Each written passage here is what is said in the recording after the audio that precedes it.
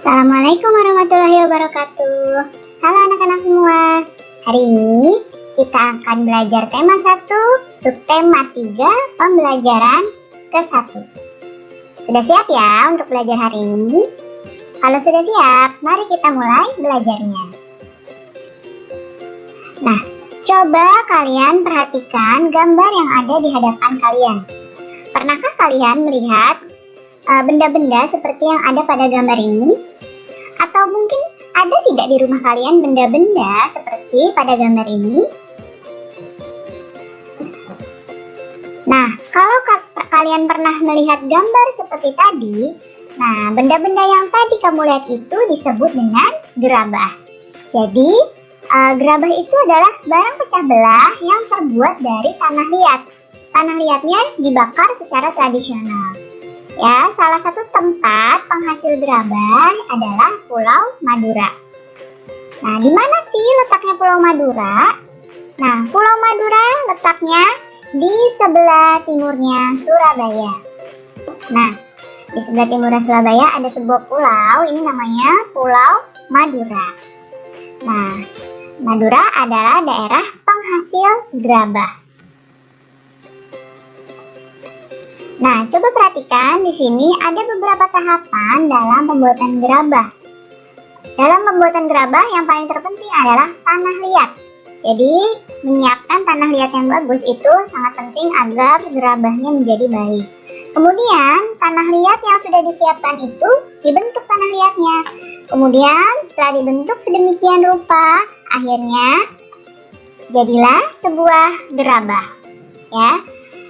Di sini gerabah ini biasanya sebuah kendi, sebuah tempat minum atau wadah, ya terbuat dari tanah liat yang dikeringkan dengan cara dibakar atau dijemur.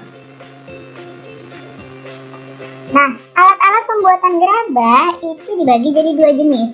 Ada alat-alat umum, ada alat-alat khusus. Alat-alat umum untuk pembuatan gerabah itu adalah cangkul, linggis, dan ember. Itu adalah alat-alat umumnya. Kalau alat khususnya ada banyak nih alat-alat khususnya. Ada panombok, panempa, pangorek, panyambungan, pangelet, pangajakan, panghabuan, panompa, lekower, pamatong, dan pungku. Nah, alat-alat ini digunakan untuk membuat suatu gerabah.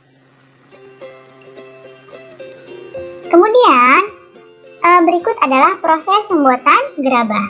Yang pertama, harus menyiapkan bahannya berupa tanah liat.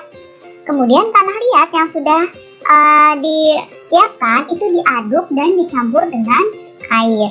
Setelah jadi adonan, tanah liatnya diambil per bongkahan atau diambil bulat-bulat ya, untuk dibuat bentuk yang kasar dulu. Setelah itu, dengan menggunakan kain pangelet, bibir atau pinggiran bongkahan dibentuk hingga bulat melingkar.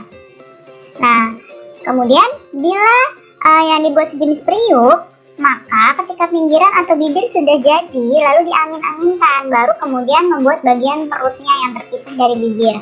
Baru setelah itu disambunglah bagian perut dengan bagian bibir dari periuk tersebut. Bila yang dibuat itu bertelinga atau bertangkai yang ada pegangannya, maksudnya bertelinga atau bertangkai di sini adalah yang ada pegangannya. Maka dibuatkan telinga atau tangkai dulu, kemudian baru ditempelkan, barulah diperhalus. Nah, setelah halus, dilihat lagi kesempurnaannya, sudah bagus apa belum. Kemudian dijemur atau dibakar sampai benar-benar kering.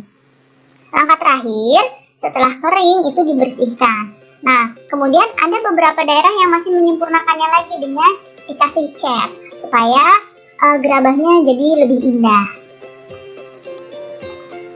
Alat-alat pembuatan gerabah. Nah, tadi yang sudah disebutkan ya, ada alat umum, ada alat khusus. Nah, ini adalah alat untuk membuatkan gerabahnya. Nah, ini aslinya seperti ini nih, alat pembuatan gerabahnya. Nah, ini yang tempat untuk tanah liatnya, yang di tengahnya ini. Lihat panahnya, ini bisa berputar. Jadi membuat gerabah itu harus terus diputar terus supaya terbentuk seperti yang gambar yang di bawah ini. Ya, ini bisa terbentuk seperti ini karena terus berputar tempatnya. Terus berputar hingga menjadi bentuk yang diinginkan. Nah, ini adalah tempat penyimpanan gerabahnya. Di sini juga ada orang yang sedang membuat gerabah. Nah, ini gerabah yang sedang dikeringkan dengan cahaya matahari. Bisa juga dengan dibakar, bisa juga dengan dikeringkan seperti ini. Nah, ini kalau sudah dikeringkan, ada nih beberapa daerah, beberapa tempat yang kemudian gerabahnya dicat seperti ini. Jadi terlihat lebih indah ya kalau dicat seperti ini.